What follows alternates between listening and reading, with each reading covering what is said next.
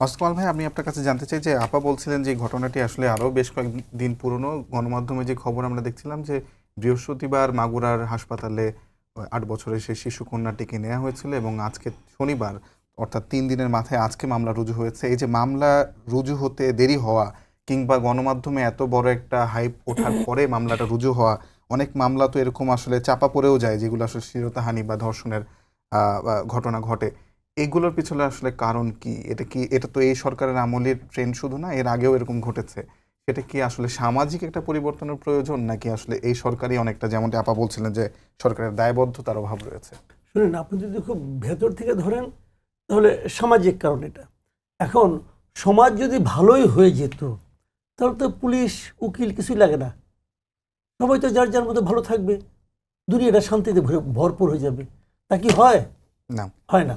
কাজে সেখানে মূল জিনিসটা হলো অন্যায় লোকে করবে এবং সেই অন্যায়ের আপনি যদি সাজা দিতে পারেন, শাস্তি দিতে পারেন, সে দ্বিতীয়বার অন্যায় করতে ভয় পাবে। এই তো নিয়মটা। এখন এই যে আমরা বলছি যে মব বলছি আমরা, না শাস্তি হচ্ছে কোনোটা। আমি একটা করে এক্সাম্পল দিই আপনাকে। যে শাহবাগের যে ঘটনাটা ঘটলো, শাহবাগের ঘটনাটা যে মেয়েটাকে এরকম মানে হেনস্থা করা হলো, সেই মেয়েটাকে কিন্তু এই মামলা তুলে নিতে বাধ্য করা হয়েছে। বাধ্য করা হয়েছে, কথাটা খেয়াল করেন।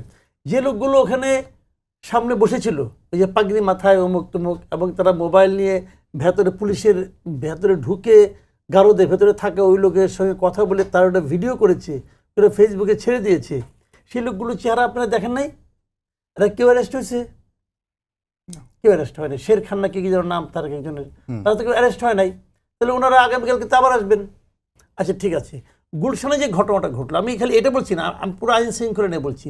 গুলশানে যে ঘটনাটা ঘটলো, বাড়ির ভেতরে লোকজন আছে, সখানেক লোক অথবা 50-60 জন লোক ভেঙে ভিতরে ঢুকলো। যদি ওখানে 100 জন লোক থাকে, আমি একেবারে নিশ্চিত আপনি 100 জনকেই পেয়ে যাবেন যদি বিভিন্ন টেলিভিশনের ফুটেজগুলি আপনি চেক করেন। সবগুলো টেলিভিশন ওটা কিন্তু লাইভ প্রচার করেছে। 3 জনকে তারা দায়ী করছে, এটা নিয়ে আবার আপনার প্রধান উপদেষ্টা প্রেস ইউনিট বিশেষ বাহাদুরি করে দেখালো 3 জনকে মারা ধরা হয়েছে। এরা কেউ মানে দিছে, এদেরকে উস্কানি দিছে, তাকে আইডেন্টিফাই করছে। আরে ভাই, উস্কানি তো দিতেই পারে, ওকে আপনি ধরেন, আমার কোনো আপত্তি নাই। এই উস্কানিতে যারা নাকি উত্তেজিত হয়ে হামলাটা করলো তাদেরকে ধরছেন। যদি তাদেরকে আপনার সবগুলিকে ধরতেন তাহলে কিন্তু আর কেউ উস্কানি দিলেও কেউ আসতো না।